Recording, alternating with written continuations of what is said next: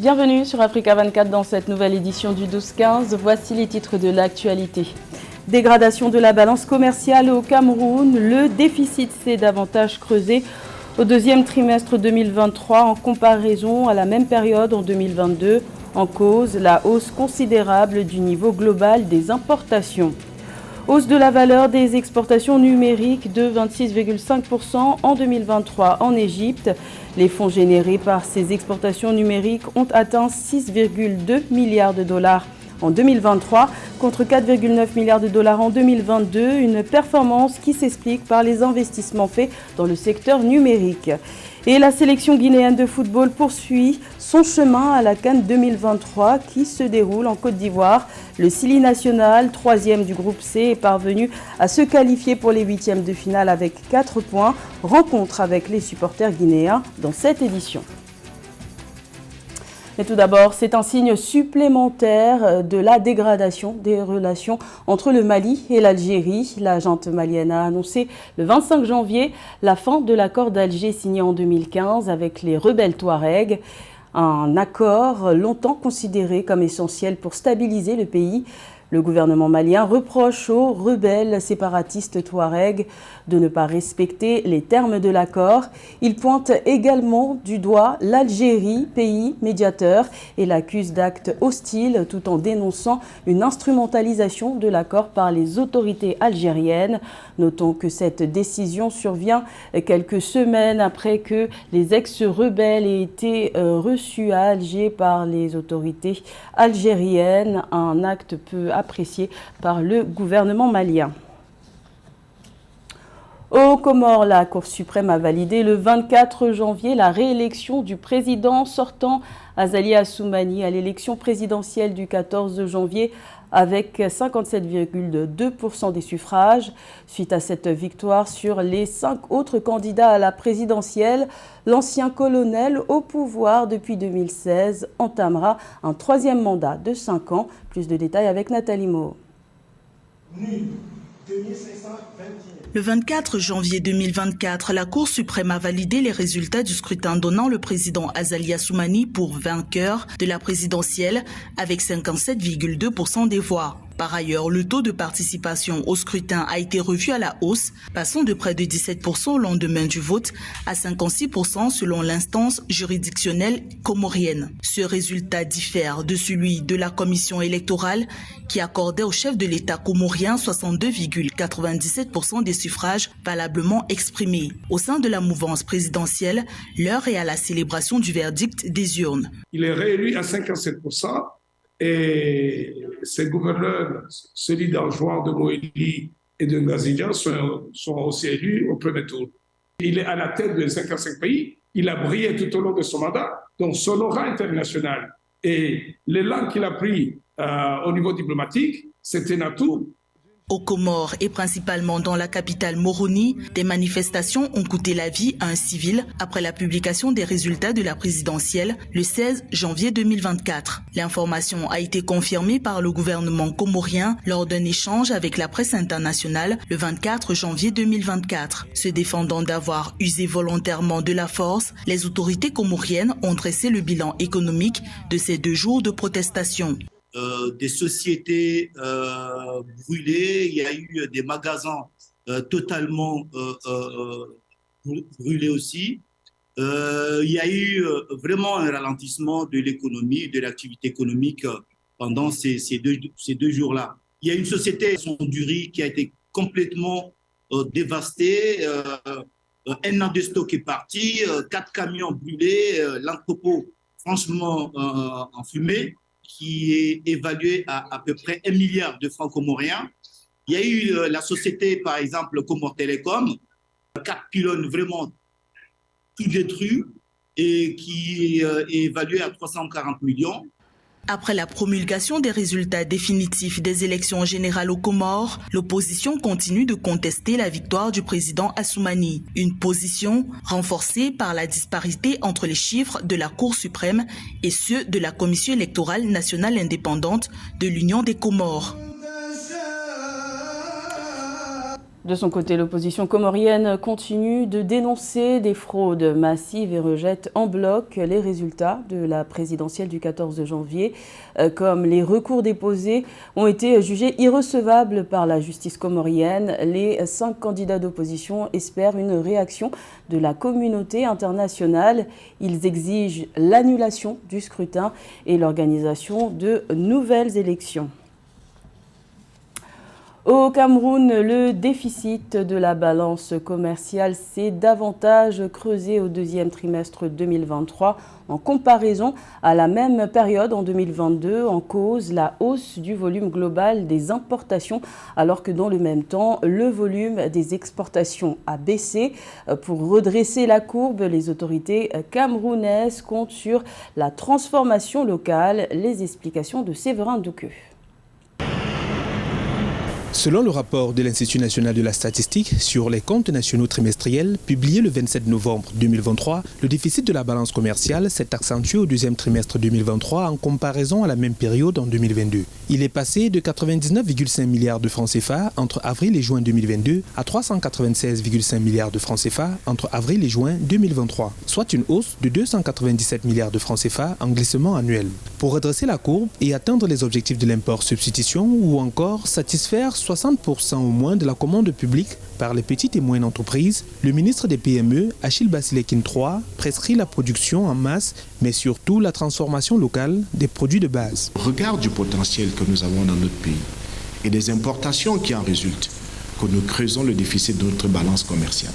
L'objectif recherché est de dynamiser la production locale pour garantir à notre pays d'abord l'autosuffisance alimentaire, limiter les importations de produits manufacturiers et surtout produire les biens dont le Cameroun dispose d'un avantage comparatif certain. Le Cameroun totalise 349 722 PME, soit près de 99% du tissu économique national. Cependant, le pays demeure dépendant des importations des produits dont il jouit pourtant d'un fort potentiel de production. Pour relever les chiffres de la qualité entrepreneuriale au Cameroun, le ministre envisage d'organiser en juin 2024 le premier colloque international sur la diffusion de la culture entrepreneuriale. L'objectif étant de mener des réflexions pour inculquer l'esprit d'entreprise aux populations jeunes par le biais de la scolarisation et la formation. L'organisation d'un colloque international sur la diffusion de la culture entrepreneuriale en juin 2024. Il s'agira de déterminer avec les parties prenantes comment faire ruisseler la culture d'entreprise dans notre société, au-delà, d'abord dans le système éducatif, mais également dans les systèmes de formation. Ce colloque, nous pensons, sera le jalon d'une nouvelle dynamique de l'appropriation de l'entrepreneuriat, mais surtout de l'auto-emploi dans d'autres pays. Conscients de l'importance des PME pour la croissance économique, les autorités locales ambitionnent de renforcer la structuration des unités de l'économie sociale en faisant le pari du développement des filières compétitives et porteuses de croissance et d'emploi pour le pays. L'objectif global étant d'orienter les actions spécifiques visant à réaliser le mix import-substitution et promouvoir les exportations pour le développement des filières ciblées, le coton textile-cuir, le bois et l'agro-industrie. En Égypte, la valeur des exportations numériques a augmenté de 26,5% en 2023 d'après le ministère des Communications et des Technologies de l'Information. Les fonds générés par ces exportations numériques ont atteint 6,2 milliards de dollars en 2023 contre 4,9 milliards de dollars en 2022. Alors, comment expliquer une telle performance? Élément de réponse avec Philomène Tin. Atteindre près de 9 milliards de dollars d'exportation des services numériques d'ici 2026 et créer plus de 34 000 emplois d'ici 2025, c'est l'ambition du gouvernement égyptien. Cette ambition entre dans le cadre de sa stratégie numérique pour l'industrie et l'externalisation 2022-2026. Ainsi, les importants investissements opérés dans le service numérique de l'Égypte ont permis d'engranger des recettes atteignant 6,2 milliards de dollars en 2023, en hausse de 26% par rapport à l'année 2022.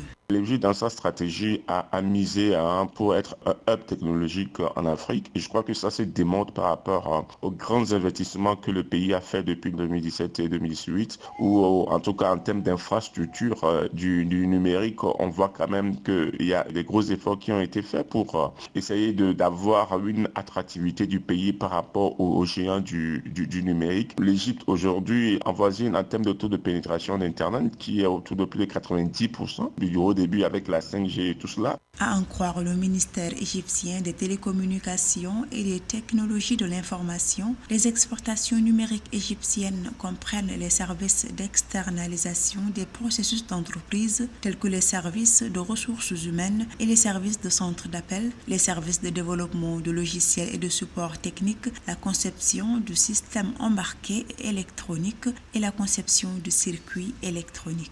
Donc c'est un pays qui a orienté ses actions vers le numérique et cela n'étonne pas que ce pays est devenu exportateur des services numériques aujourd'hui. Et donc l'Égypte a voulu être une Silicon Valley en Afrique en matière de technologie. Donc les investissements qui ont été faits en termes d'infrastructure, en termes de disponibilité des services, qui ont attiré un grand nombre d'opérateurs sur son territoire. Ces résultats positifs enregistrés dans l'exportation des services numériques en Égypte sont attribuables aux récents investissements étrangers concernant des accords avec 74 entreprises internationales et locales pour le recrutement de 60 000 experts en externalisation. S'ensuit les programmes gouvernementaux visant à augmenter à 550 000 le nombre de travailleurs indépendants dans l'industrie de l'externalisation en Égypte.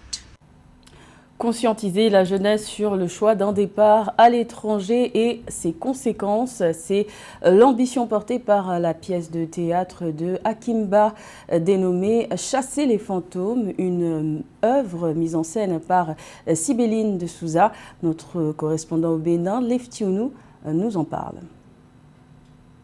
Créée in situ à l'école internationale de théâtre du Bénin EITB à Cotonou, la pièce théâtrale dénommée Chasser les fantômes du dramaturge guinéen Hakim Bah est représentée dans le cadre d'une mini-tournée dans des espaces culturels au Bénin et au Togo. Mise en scène par la comédienne Sibéline de Souza, Chasser les fantômes évoque l'aventure d'un Africain qui a quitté sa terre natale pour rejoindre son ami en Europe dans l'espoir de renforcer leurs relations. Arrivé à destination, il décida de s'épanouir et son histoire d'amour avec sa blanche a tourné au cauchemar. C'est une dramaturgie que partagent sur scène le comédien Carlos Adekambi Zissou et ses pairs Nicole Ouida et Morissette Toyin au public. Si on pouvait s'accrocher un peu plus à la vie et tuer la honte et rentrer chez nous quand on part, ce serait plus intéressant. C'est vrai, on peut trouver le bonheur ailleurs, mais quand on ne l'a pas, il faut rassembler en soi assez de motivation et de courage pour revenir, tout le monde est parti. Au départ, le monsieur est venu pas pour rester, c'est pour juste qu'ils se voient parce qu'ils ne se sont pas vus il y a super longtemps. Et le monsieur, il est venu avec ses habitudes et tout ça et il veut rester plus longtemps. Il faut dire qu'il y a eu une question de choc culturel. Invité par l'école internationale de théâtre du Bénin EITB, dans le cadre du projet Agir ensemble pour grandir, la comédienne et metteur en scène Sibéline de Souza signe son retour dans l'arène de l'art du spectacle avec la rencontre entre le théâtre de test et le théâtre physique. Il s'agit d'un mixte de genre théâtral du corps et du test. Cette pièce dénommée Chasser les fantômes de Hakim Bah, mise en scène par Sibéline de Souza, vise à conscientiser la jeunesse sur les motifs d'immigration. Le thème développé dans ce spectacle, ça touche beaucoup de jeunes, ceux qui partent à l'étranger et qui n'ont plus envie de revenir, en considérant le regard de la société. Donc pour moi, c'est important de sensibiliser. C'est pour ça que j'ai choisi ce texte d'Hakim Bah, parce que quand on part et quand ça ne marche pas, il faut avoir le courage de revenir. A noter qu'après sa licence professionnelle en théâtre de test à l'école internationale de théâtre du Bénin EITB à Cotonou, Sibéline de Souza est allée en Suisse dans une école de mouvement pour se faire former en théâtre physique. Elle est revenue au Bercail pour partager ses expériences avec ses pairs afin de contribuer à l'essor des arts du spectacle dans le pays. En dehors des 3 comédiens, 2 techniciens ont assuré la régie lumière, un scénographe, une costumière et un artiste créateur de musique ont exprimé leur talent.